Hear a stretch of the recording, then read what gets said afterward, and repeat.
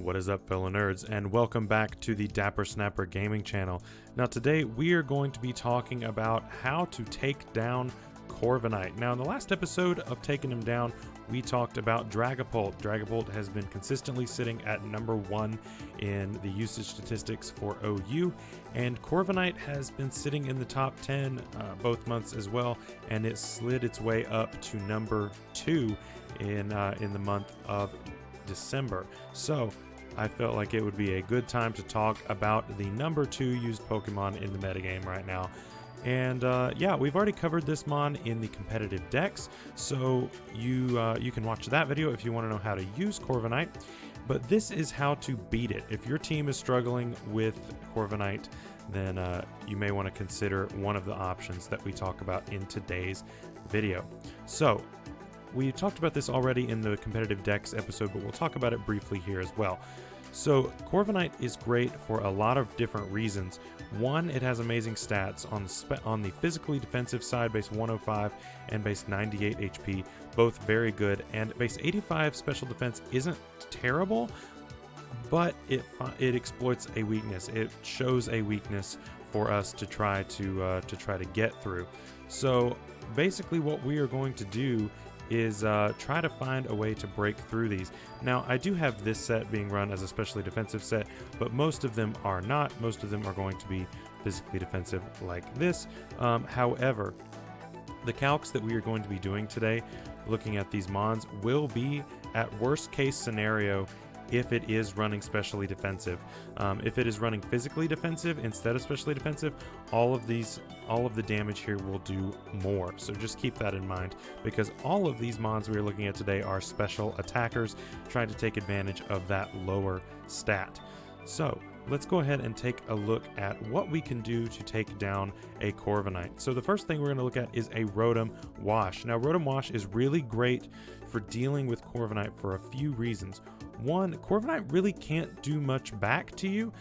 Brave Bird does 22 to 26, and he's slower than you. So, you know, a Thunderbolt does over half, as you can see right here. Thunderbolt does 51 to 60, which is fantastic. Now, if he's behind a substitute from setting up sub bulk ups, you can just break the sub as well using Volt Switch.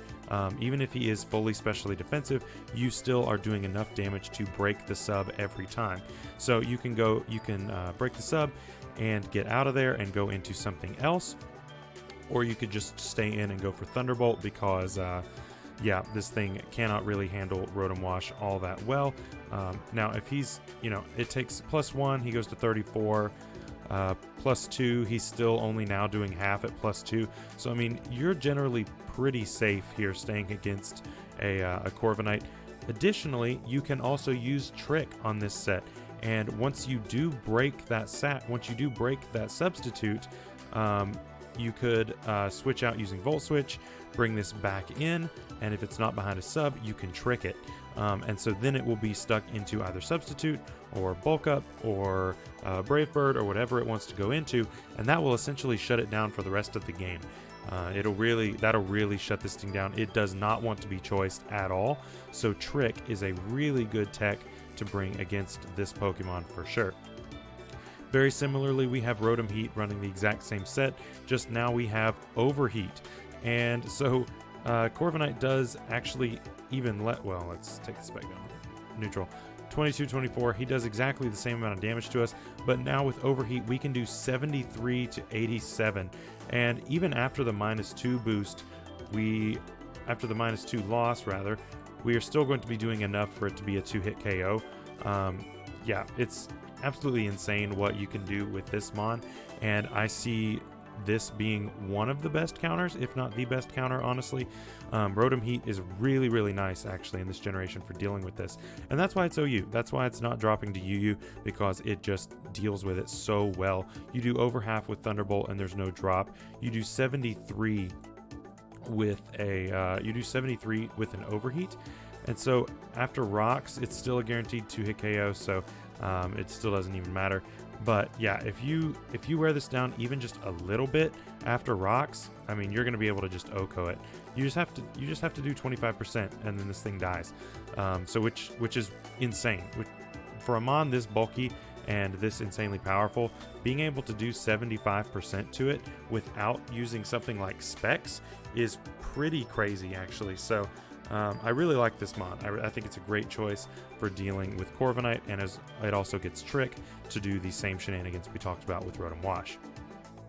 The next Pokemon we're going to look at is Toxtricity. Now, Toxtricity is really, really cool because he gets the Throat Spray set and has Overdrive. Now, the reason Overdrive is so cool is because it is a sound move, and it will skip Substitute. This does not care if he has set up a Substitute or not, and it will just automatically do 57% through your Substitute. So now he's sitting at 25% trying to bulk up on you. That ain't gonna work. You're doing more than what he can roost off as well, so you will always win that exchange. But additionally, what's not even being taken into account yet is once you use your first Overdrive, you go to +1. And you do 85% damage, and you even have a chance to OHKO. So even if he was to go for Roost on that first, if he were to go to Roost on that first one, right? At best, he would be at 93%. So let's take this down to 93% because of the 7% and at best case scenario. So then we go to +1. So he roosted back up. We have a 50% chance to OHKO. I mean, that's pretty crazy considering he roosted, and this is also considering that he is max special defense careful. Again, these are worst case scenario stats here on Corviknight. So it's insane the amount of power you can get out of a Toxtricity. I highly recommend carrying one of these, and it's very, very good right now. Toxtricity is an awesome mod, especially if you get a shift gear up to boost your speed by 2, and then you set up your special attack with Overdrive or Boom Burst.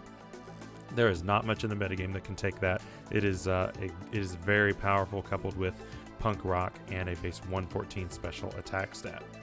The last one is going to be something a little more unconventional, but I don't think it is completely unseen. I think it is starting to get a little more usage, but that is going to be a weakness policy Togekiss. Now, unfortunately, Togekiss lost access to Roost in this generation, but it does get a lot of really cool moves anyway, and it's got a lot of natural bulk in base 85 HP, 95 defense, and 115 special defense.